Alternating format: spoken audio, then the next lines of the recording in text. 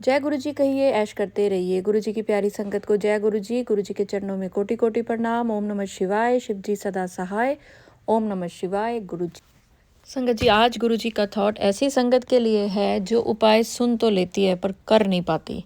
कोई भी कारण है जिनकी वजह से विश्वास है गुरु जी पे, विश्वास है गुरु जी के उपायों पे, गुरु जी के हर चीज़ पे, लेकिन कुछ ऐसी परिस्थितियां हैं, कुछ ऐसी स्थितियां हैं कि वो उपाय नहीं कर सकती।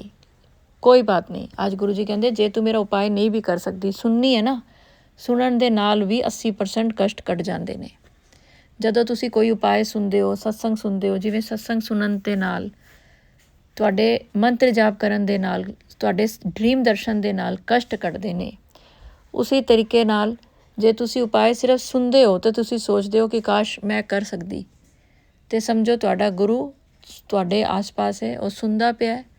और गुरु जी कहते हैं मैं आपके आसपास होता हूँ जब आप सोच रहे होते हो कि काश ये उपाय मैं कर पाता या कर पाती, क्योंकि मेरे घर के हालात ऐसे हैं, मैं नहीं कर सकता।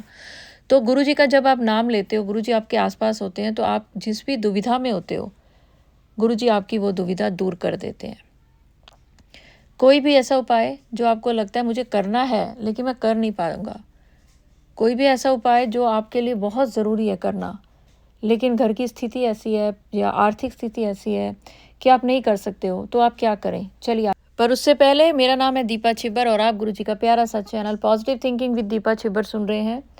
बहुत बार ऐसा होता है कि आप गुरु जी के सत्संग सुनते हैं, आपको लगता है ये सत्संग मेरे लिए बोला गया है, इसमें जितनी चीज़ें बोली जा रही हैं या बोली गई हैं ये सब तो मेरे साथ हो रहा है। अगर ऐसा है तो कमेंट्स में ज़रूर लिखें, क्योंकि आज गुरु जी की मेहर भरी दृष्टि और मेहर भरा हाथ आपके ऊपर है, आपके परिवार के ऊपर है, आपके बच्चों के ऊपर है।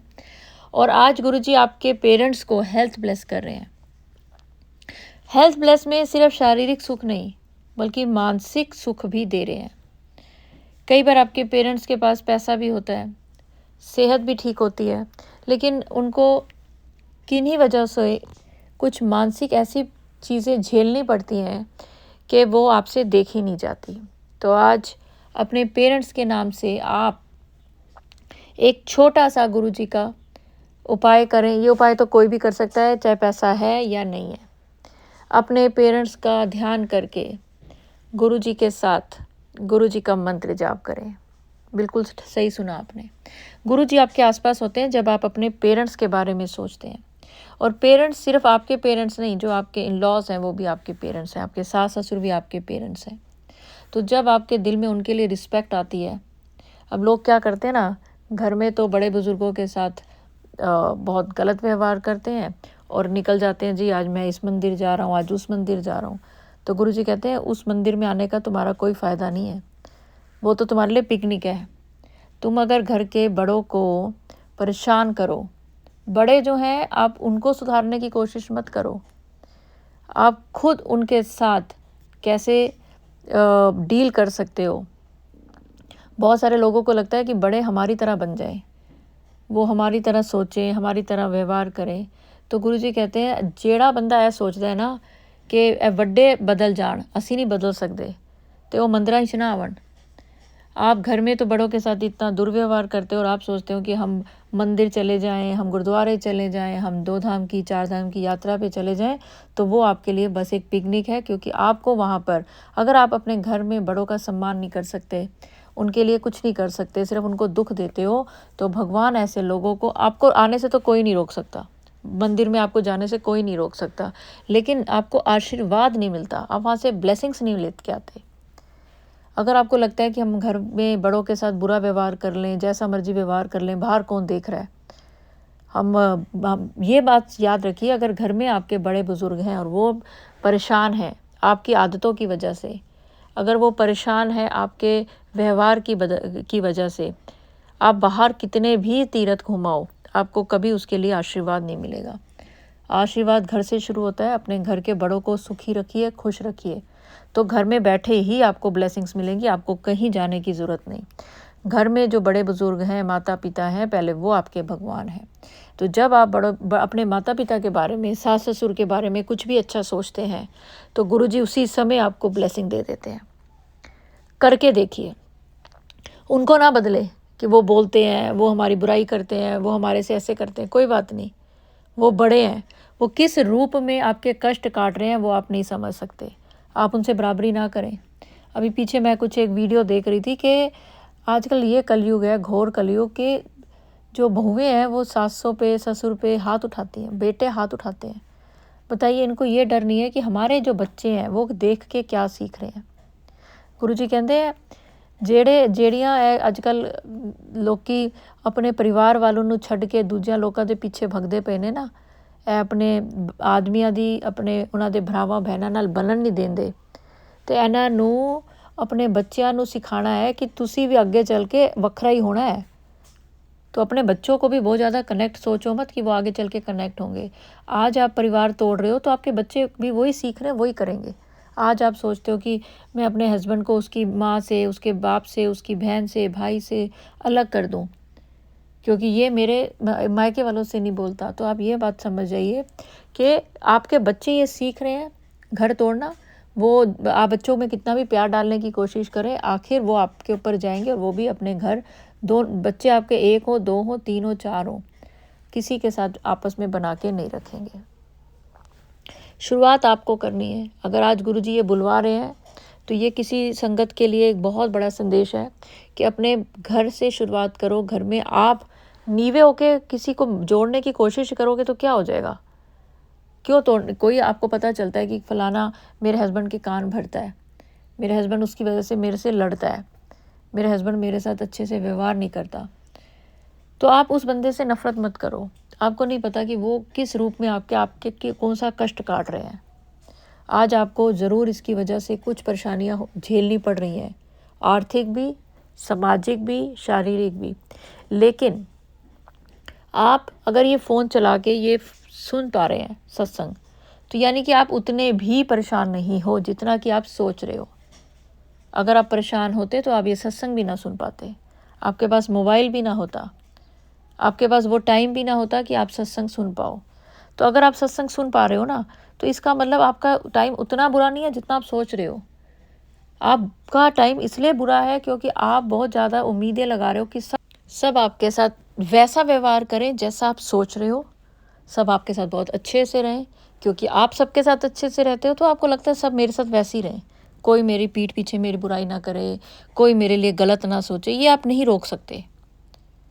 आज आपके हस्बैंड अगर दूसरों की बातों में आके आपके लिए कुछ गलत बोलते हैं, कुछ गलत करते हैं, तो ये वक्त बीत जाएगा, बहुत टाइम तक नहीं रहेगा।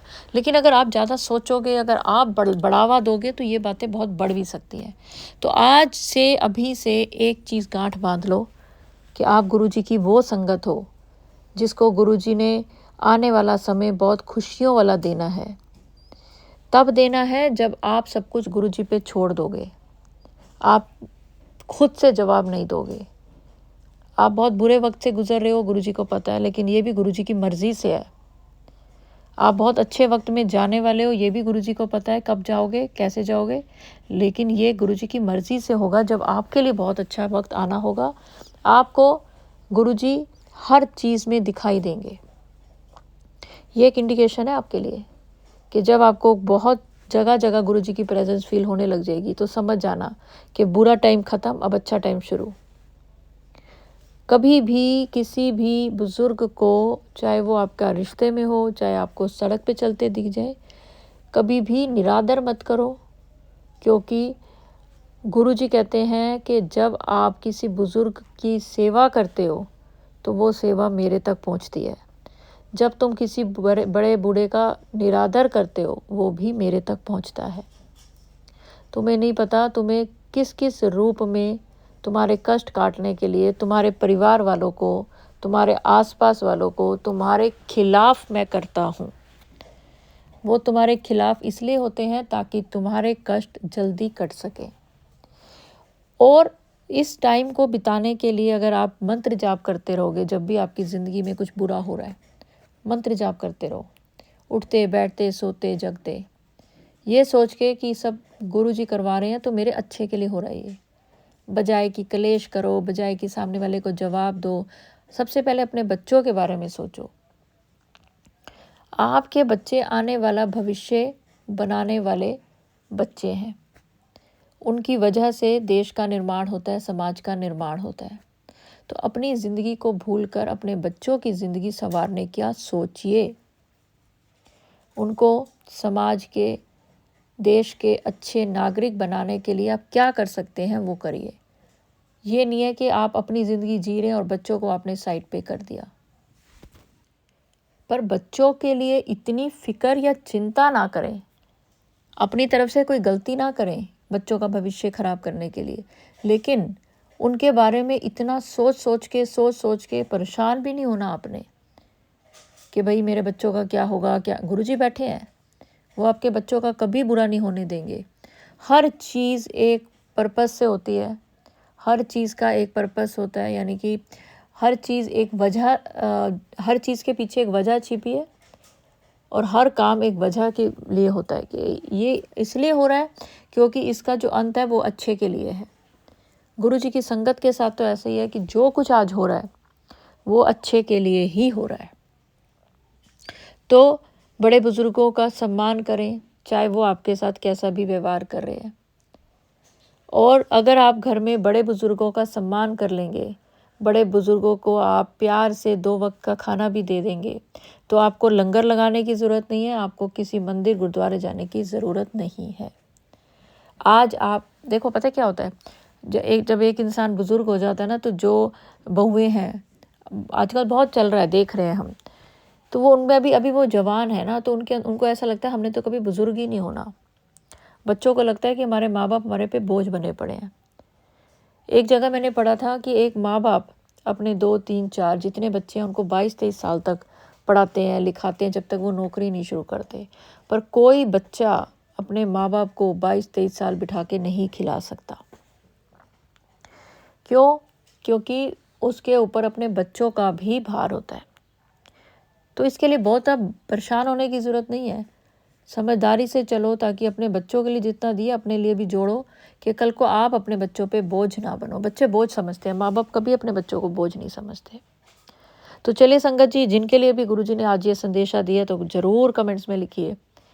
और जो भी उपाय करना चाहते हैं पर कर नहीं पाते हैं, तो बड़ा सिंपल सा मैं आपको इसका बताती हूँ कि आपने सोमवार के दिन करना है। जो आज मैं उपाय बता रही हूँ ये सोमवार का उपाय है, यानी कि जो उपाय आपने करने हैं, अगर आप वो उस दिन नहीं कर सकते तो सोमवार को आप ये उपाय करेंगे, तो आपको समझ आ जाएगी आगे बात जब मैं बताऊंगी। तो आपने सोमवार के दिन गुरुजी का कोई भी स्वरूप हाथ में लेना है। आपके पास कोई स्वरूप नहीं है, कोई ब्रेसलेट, कोई लॉकेट स्वरूप, कोई पॉकेट स्वरूप, कोई की रिंग, कुछ भी नहीं है अगर, तो फ़ोन में गुरुजी का एक स्वरूप निकाल लें, ये वाले निकाल लें। बेशक वीडियो को पॉज कर दें, अब जिनको आता है फ़ोटो देखना वो देख लें। और फिर गुरुजी से कहें आंखें बंद करके 7 बार मंत्र जाप करके कि गुरुजी मैं ये उपाय करना चाहता हूँ जो दीपा आंटी ने बताया है इस दिन वाला, पर आपको मेरी हालात पता है, मैं नहीं कर पा रहा, तो ये उपाय मैं आपके सामने बोल कर रहा हूँ कि मैं ये उपाय किस लिए कर रहा हूँ। सपोज़ ये अभी पीछे मैंने आपको बताया था गुरुजी का उपाय कि एक गुरुजी की जोत जलाएं जिस तीली से, उस तीली से शहद से एक कागज़ पे जिनको भी आपके घर में गुस्सा आता है, जो भी बहुत नेगेटिव हैं या जिनकी वजह से घर का माहौल ख़राब होता है, उसके नाम का पहला अक्षर लिख दो, बस, ज़्यादा कुछ नहीं। 7 बार मंत्र जाप करो, फिर उस कागज़ को धो दो, उस तीली को धो दो और उसको हवा में उड़ा दो। ठीक है, वो शहद से लिखना है वो पहला अक्षर। एक पेज पे, एक छोटे से कागज़ पे लिखना है। उस कागज़ पे आप एक से ज़्यादा लोगों के नाम भी लिख सकते हो, और ये एक ही बार करना है। ये उन लोगों के लिए है जिनकी वजह से आपको बहुत अपनी ज़िंदगी में परेशानियां झेलनी पड़ रही हैं और मानसिक संतुलन बिगड़ जाता है, आपका भी और आपके घर में सबका। ठीक है, अब ये आप कर नहीं सकते क्योंकि आपके घर में शहद नहीं है और आपके घर में आप जोत नहीं जलाते हो, जो भी रीज़न हो, पैसा नहीं है, घर में कोई करने नहीं देगा, तो आपने क्या करना है, कोई भी उपाय जो आपको लगता है आपके लिए ज़रूरी है, तो सोमवार के दिन आपने करना है कि गुरुजी का अपने फ़ोन पे या आपके पास अगर स्वरूप है, लॉकेट स्वरूप है, पॉकेट से कुछ भी है, उसको लेके हाथ में, फ़ोन भी लेके, और 7 बार गुरुजी का मंत्र जाप करके और गुरुजी से ये बात बोलनी है, गुरुजी मैं दीपा छिब्बर आंटी का बताया हुआ ये उपाय करना चाहता हूँ। जो भी उपाय है, ये वाला उपाय जो मैंने अभी बताया है, ये शहद और माचिस वाला उपाय जिस पे नाम लिखना है, तो गुरुजी मैं आपको साक्षी रख के ये बोल के ये उपाय कर रहा हूँ, क्योंकि मैं कर नहीं सकता, आपको मेरे घर के हालात पता है। तो मैं एक कागज़ पे इस फलाने बंदे का जिसका भी नाम है उसके पहला अक्षर ये लिख के और 7 बार मंत्र जाप कर रहा हूँ। अब मैं इसको, पहले मैंने जोत जलाई आपके आगे, ये तो मैं भूल गई, ऐसे ही बोलना है बिल्कुल तरीके से। मैंने जोत जलाई, फिर मैंने वो माचिस जो है उसको संभाल के रख दिया। फिर उस माचिस से मैंने जले हुए हिस्से की साइड से थोड़ी सी शहद ली और शहद से मैंने पहला अक्षर लिखा। फिर मैंने वो तीली भी धो दी और वो कागज़ भी धो दिया जिस पे अक्षर लिखा था। एक का लिखोगे तो एक का बताना, एक से ज़्यादा का लिखोगे तो सबका बताना। ये अक्षर लिखा मैंने, और फिर मैंने उसको धो के और हवा में तीली भी उड़ा दी और कागज़ भी उड़ा दिया। मतलब आपने बाहर खिड़की से फेंक दिया या बाहर जाके फेंक दिया, जो भी है। ये भी आपका उपाय हो गया, बिल्कुल हो गया, 100% हो गया। तो जब भी ऐसा, देखिए, जो इस तरह के उपाय हैं, जो ये गुरुजी सिर्फ आपका विश्वास देखते हैं कि आपको कितना विश्वास है और कितने विश्वास से उपाय कर रहे हो। और जब आपका विश्वास गुरुजी को नज़र आता है, सच में वो उपाय आपके लिए कारगर हो जाता है। संगत जी, आज मैं आपको एक आंटी जी का एक सत्संग सुनाने जा रही हूँ, और मुझे पूरा विश्वास है आपको आपके बहुत सारे सवालों के जवाब मिलने के साथ साथ कुछ ऐसी चीज़ें मिलेंगी जो गुरुजी का आशीर्वाद ज़िंदगी भर आपके साथ रहेगा। तो चलिए सुनाती हूँ। जय गुरु जी, शुक्राना गुरु जी, अनंतम अनंतम शुक्राना गुरुपा। आज 12 जनवरी 2026, इस साल का मेरा पहला शुक्राना है गुरु पिताजी। आज सुबह से हम इतने ज़्यादा, हम सब भाई बहन इतने ज़्यादा परेशान हो गए, इतने ज़्यादा परेशान कि जिसके लिए मैं, हमारे सभी भाई बहनों के आँखों में सिर्फ और सिर्फ आंसू रहा। हुआ ये हूँ कि आज मेरी मम्मा जो मेरे भाई के पास रहती है और पापा अपने घर में छत्तीसगढ़ में 1000 किलोमीटर के डिफरेंस पे दोनों रहते हैं। मेरी मम्मा मेरे पापा को सुबह से कम 25 बार कॉल की, लेकिन मेरे पापा ने कॉल रिसीव नहीं किया। फिर वो मेरी मुझसे छोटी बहन है, उन्होंने कॉल किया। फिर मेरी छोटी बहन ने बाकी बहनों को बताया कि शायद तुम्हारा कॉल उठाया, शायद तुम्हारा कॉल उठाया। ऐसा करके हम 7 बहनें हैं गुरु पिताजी, संगत जी, और हमारा सिर्फ एक भाई है। गुरु पापा ने मेरी मम्मा को 7 बेटियों की ब्लेसिंग तो दी है, लेकिन उनकी 7 बेटियाँ जिस तरह परेशान है वही जानती है। 6 बेटियाँ तो अपने अपने ससुराल में जिम्मेदारियों के आगे जिस तरह से पिस रही हैं, उनकी कोई वैल्यू नहीं। सिर्फ एक बेटी बची हुई है शादी के लिए, उसके पास भी अभी जॉब नहीं है। वो हम सब की कंडीशन देखकर उसकी इच्छा ही नहीं है शादी करने की। वो भी बिना जॉब के काफ़ी स्ट्रगल कर रही है, काफ़ी ज़्यादा। उसे भी गुरु पिताजी ने 7 नंबर की ब्लेसिंग दी। जुलाई में उसका बर्थडे आता है।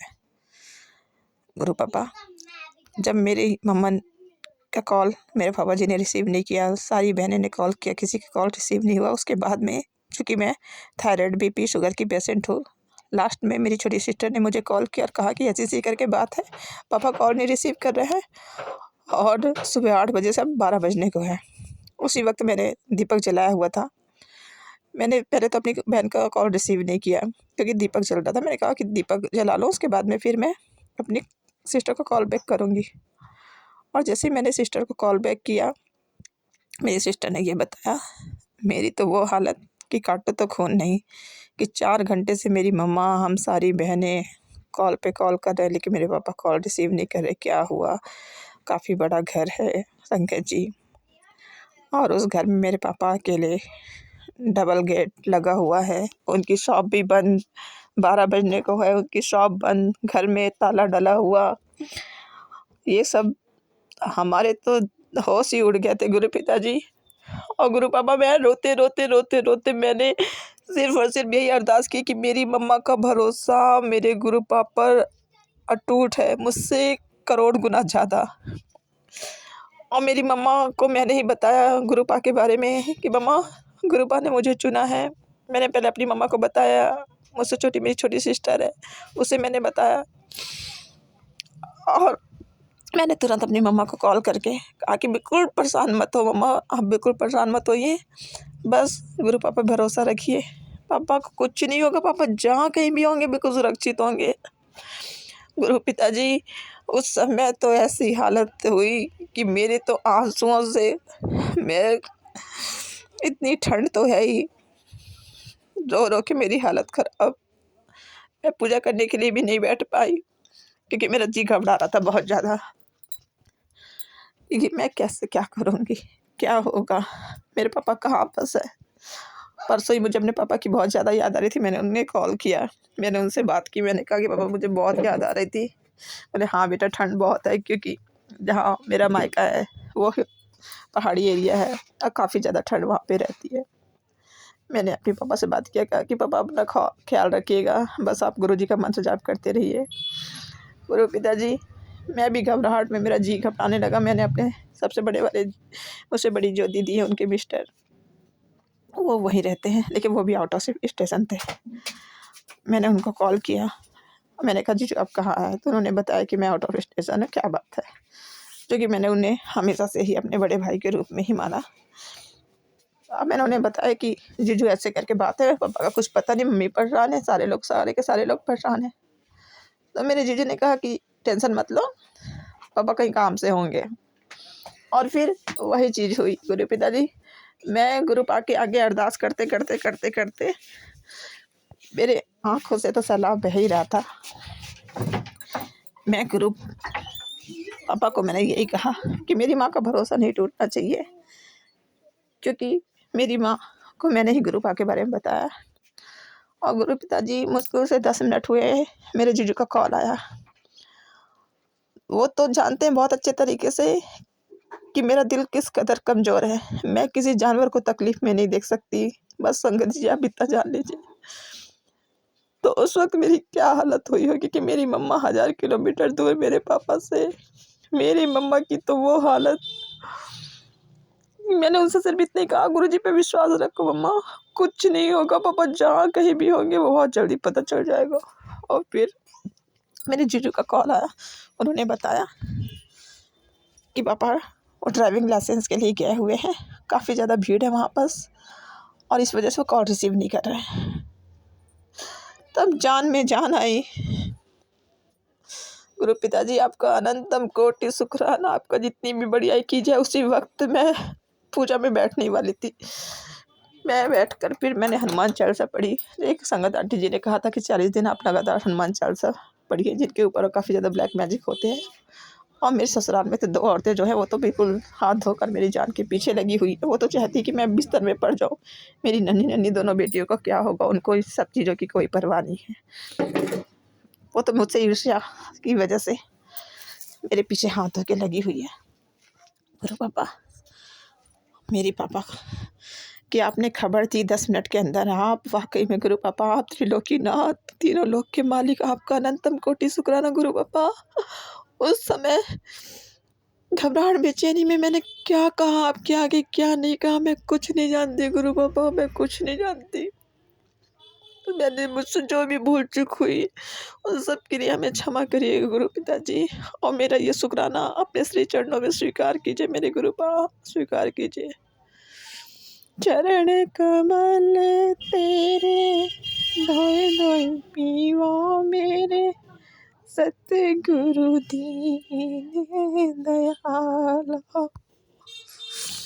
बस यहीं पर अपना शुक्राना विराम देती हूँ। जो भी भूल चुके उसके लिए क्षमा करिएगा। दीपा आंटी जी, गुरु पापा हर पल हर क्षण चमत्कार करते हैं, उनकी जितनी बढ़ियाई की जाए कम है। ये हमारा सौभाग्य है कि उन्होंने हमारा हाथ थामा है। बस हमारा मन, हम सब का मन गुरु पाक के श्री चरणों से हमेशा लगा रहे, बस यही चाहत है, यही हसरत है, यही ज़िंदगी की पहली और आखिरी ख्वाहिश है। ओम नमः शिवाय, शिव जी सदा सहाय। ओम नमः शिवाय, गुरु जी सदा सहाय। जय गुरु जी, शुक्राना गुरु जी, अनंतम अनंतम जय शुक्राना गुरु जी, मेरे शुक्राना गुरुपा। गुरु जी, अनंतम अनंतम शुक्राना गुरुपा। आज 25 जनवरी 2026 दिन रविवार, 1:25 दिन का समय है गुरुपा। आपकी जितनी भी बढ़ियाई करूं बहुत कम है गुरुपा। आप इतने अच्छे अच्छे मैसेज देते हैं कि आपके मैसेज पढ़ के मेरी आंखें भर आती हैं, परंतु गुरुपा आप स्वयं जानते हैं कि ब्लैक मैजिक करने वाले मुझे मौत के घाट उतार देना चाहते हैं। आपके अलावा मेरा कोई नहीं है मेरे गुरुपा, कोई नहीं है।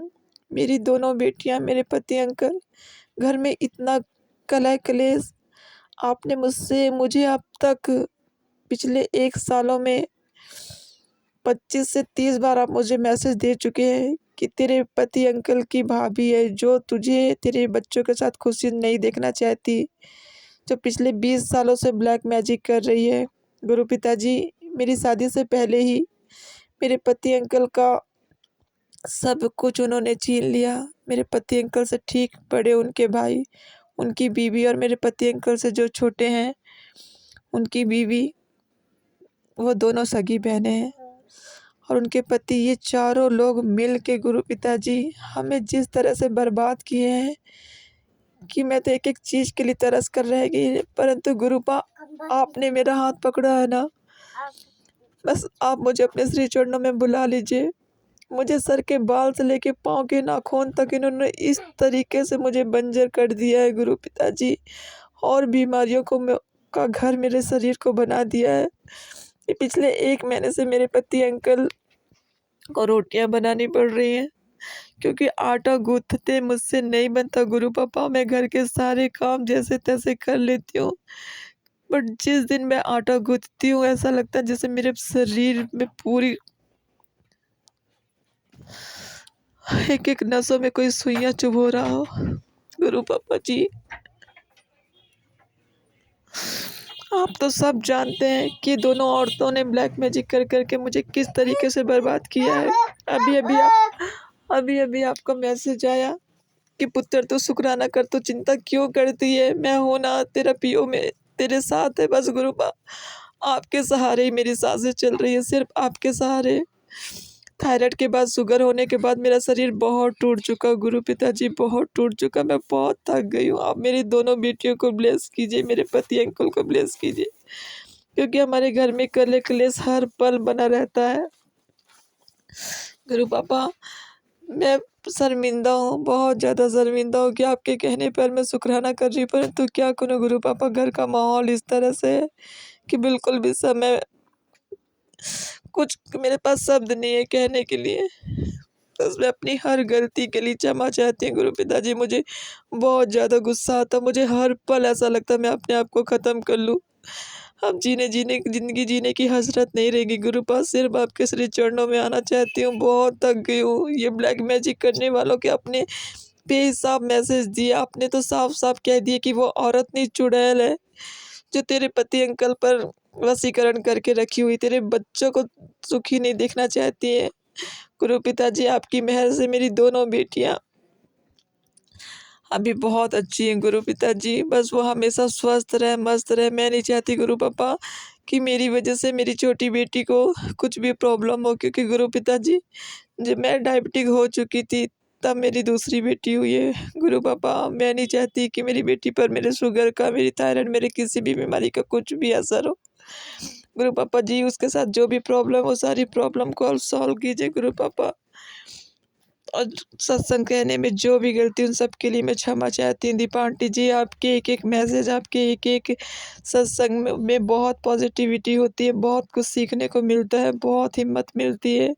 दीपा आंटी जी, आज का आपका जो सत्संग अर्ली मॉर्निंग आपने मेरे पति अंकल के मोबाइल पे भी सेंड किया और मेरे मोबाइल पर भी, वो अंकल, पंजाब वाले अंकल जी का सत्संग सुनते-सुनते वाक़ई में आँखें भर आई। गुरुपा, आपको बहुत लंबी उम्र दे दीपा आंटी जी, क्योंकि आप सबके लिए एक बहुत बड़ी, वाकई में आप नींव का पत्थर ही हैं। गुरु पिताजी आपको बहुत ब्लेस करें, अंकल जी को भी ब्लेस करें, आपके दोनों बच्चों को ब्लेस करें।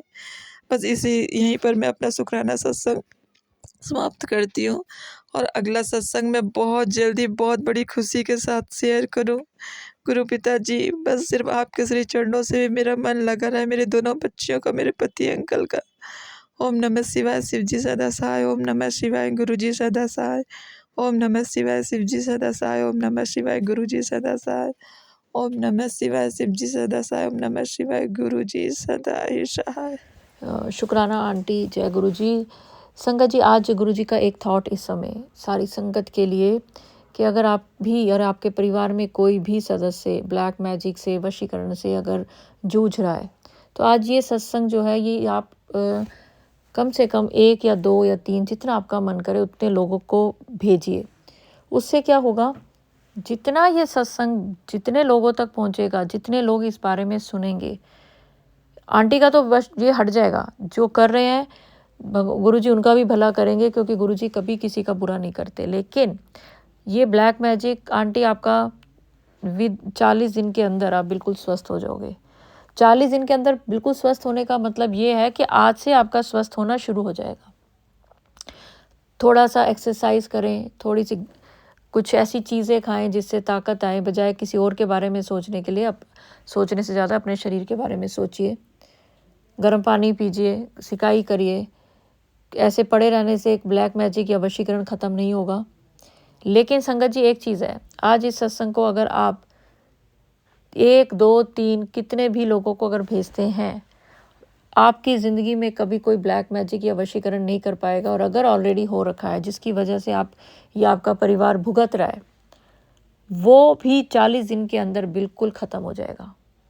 आपका काम भेजना है। मैं हमेशा कहती हूँ, आप इस सत्संग को आगे भेजिए। ये आपसे गुरुजी एक सेवा करवा रहे हैं, हम नहीं करने वाले, गुरुजी करवा रहे हैं। जितने लोगों को आप भेजेंगे उतने गुणा आपकी ब्लेसिंग्स होती जाएंगी। ये एक सेवा है, क्योंकि आप जब सत्संग आगे भेजेंगे, किसी नए को भेजेंगे, वो सत्संग सुनेगा, उसका कष्ट कटेगा। और वो होता क्या है, जैसे आप डरते हो कि मैं किसी को सत्संग भेज दिया, उसको नहीं पसंद आया और वो उल्टा मेरे को बोलने लग जाएगा। ऐसा नहीं होता। ये गुरुजी के सत्संग है। आजकल सबको ज़रूरत है गुरुजी के सत्संग की। और मैं अगर कोई सुनेगा तो मैं उसके लिए भी बोलूँगी कि भेजने वाले का शुक्राना करना। शुक्र है कि किसी ने आपको ये सत्संग भेजा, उसका तो कल्याण होगा ही होगा।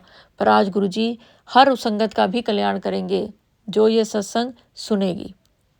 जो सत्संग सुनेगा उसके ऊपर से ब्लैक मैजिक, वशीकरण, किया कराया सब 40 दिन के अंदर ख़त्म। अब आप गुरुजी की ताकत का अंदाज़ा नहीं लगा सकते। वो चुटकियों में भी ख़त्म कर सकते हैं। जैसे आंटी का ये सत्संग शेयर हुआ ना, वहीं से गुरुजी की कृपा शुरू हो गई है। ना सिर्फ आंटी पर सत्संग सुनने वाले हर संगत पर।